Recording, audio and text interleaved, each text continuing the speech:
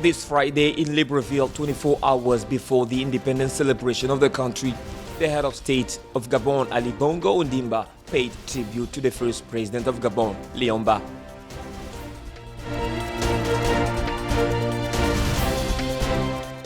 Also in Gabon, we shall talk about the city tour undertaken by the Gabonese Minister of Tourism. On the eve of the celebration of the 59th anniversary of the independence of the country, he toured the different sites which have marked the history of Gabon.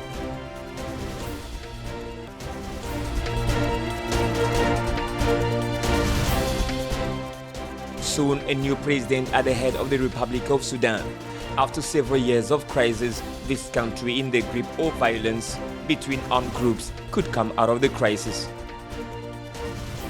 That's all for our top stories today. Stay tuned for more details in this newscast. By August 1944, nearly 250,000 French soldiers had taken part in the Provence landings. 90% were from North and Sub-Saharan Africa. 75 years after France recognized the work and contribution of the fighters of the former French colony to the liberation. In saluting their self-sacrifice in combat during the celebration of the 50th anniversary of the landings in 1994, 18 African countries were represented, and for the 60th in 2004, some 15 heads of state from Sub-Saharan Africa and the Maghreb were present. Jacques Chirac, then President of the Republic, had welcomed their commitment, recalling that their names will be remembered forever with brilliance in the collective memory of the French. Exemplary fighters, often heir of immemorial warrior traditions, admirable courage, audacity, and loyalty, they were the tireless builders of victory, he said. Present at the commemoration ceremonies, Emmanuel Macron was accompanied by his counterpart, the Ivorian President Alassane Ouattara, and the Guinean head of state Alpha Condé. For the specialist of French colonial history, Pascal Blanchard, it was unthinkable not to send a strong signal in celebrating these 75 years. We are on the eve of the 2020 African year. It is a history that is common to us and echoes in us. Without the 90% of fighters from Africa who sacrificed to land on this coast, we would not be here today defending common values.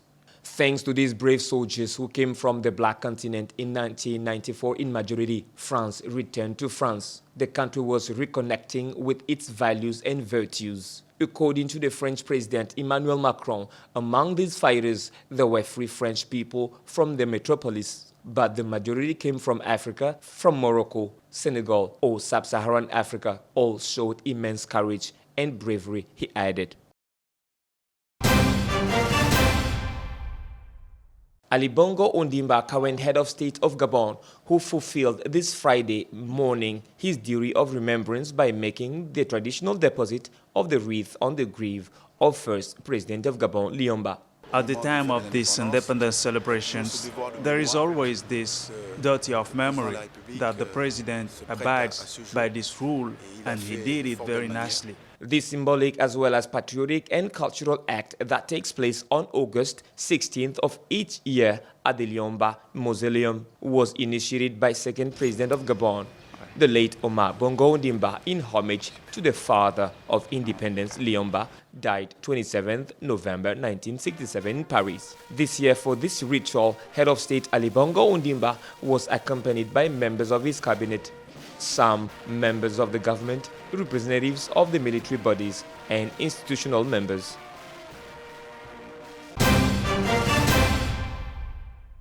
More than 14 sites represented the phase one of this tour called City Tour. Village Bangwe of the history of the French settlement in Gabon, of the Holy Mary Valley, cradle of the history of the Catholic Church in Gabon, through the Baraka Mission, slave trading and English settlement in Libreville and the Mole Harbor, otherwise called Fordoma, marking the beginning of the abolition of slavery at Batiricat, a site that traces the history of World War II.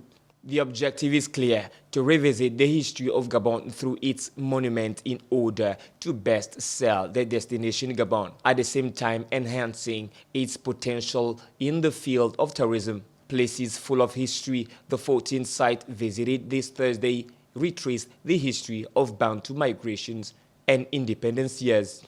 Sites which, according to the tour guide, show that Gabon and the world are linked by history. Those in charge of tourism are already thinking about setting up a support to popularize these sites while training guides. Since the ouster of the regime of Omar el-Bashir, Sudan has not passed all the stages. A protest that has never weakened and that has made more than 250 victims among protesters, mainly after many attempts of eviction from the sitting before the army headquarters in some places of the city. On several occasions, the protests called for civil disobedience and had erected barricades on the main streets of Khartoum, the capital.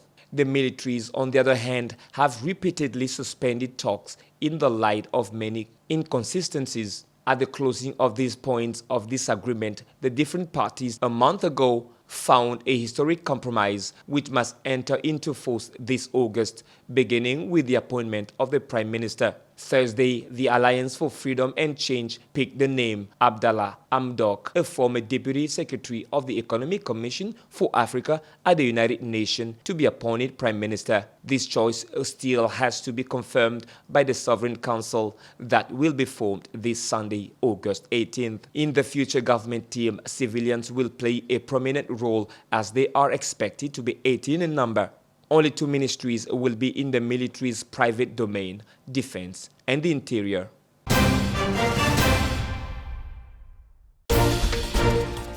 This Friday in Libreville, 24 hours before the independence celebration of the country, the head of state of Gabon, Ali Bongo Ondimba, paid tribute to the first president of Gabon, Liomba.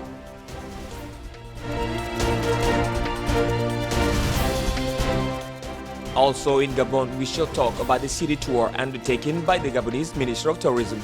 On the eve of the celebration of the 59th anniversary of the independence of the country, he toured the different sites which have marked the history of Gabon.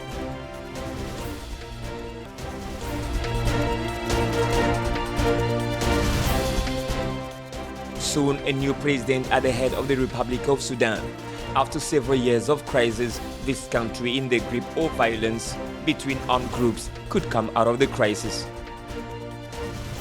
That's the end of our newscast of the day, but keep watching Gabon 24 for further news.